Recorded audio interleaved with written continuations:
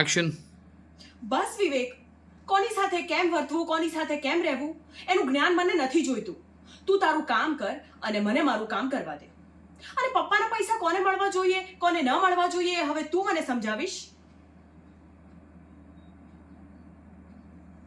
હું જે માંગુ એ તું આપી શકતો હોય ને, તો તને મને કંઈ કહેવાનો હક હોય. તું ઉપાડ તારું સ્ટેટોસ્કોપ અને કરવા માંડ ગામની સેવા. જા, તું એને જ લાયક છે.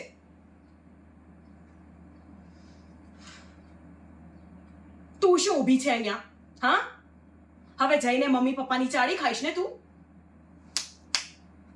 જો ભૂલથી પણ એવું કર્યું છે ને, તો યાદ રાખજે, આ ઘરમાં મારાથી ખરાબ કોઈ જ નહીં હોય.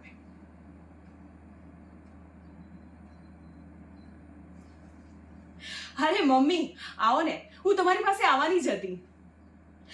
મમ્મી, મેં સાંભળ્યું કે પપ્પા એમનું પેન્શન બધા જ દીકરાઓમાં વહેંચી દેવાના છે. શું એ સાચું છે? જો મમ્મી, એવું હોય ને તો એ ખોટું કહેવાય.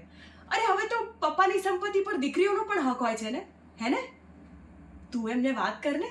શું છે કે વિવેક આ બધામાં માનતા નથી, ને મારા ભાઈઓમાં તો ભલી વાર જ નથી. બાકી રહી તું, તારા સિવાય મારું કોઈ વિચારવાનું છે? હે, તું પ્લીઝ એમને વાત કરજે ને. હા,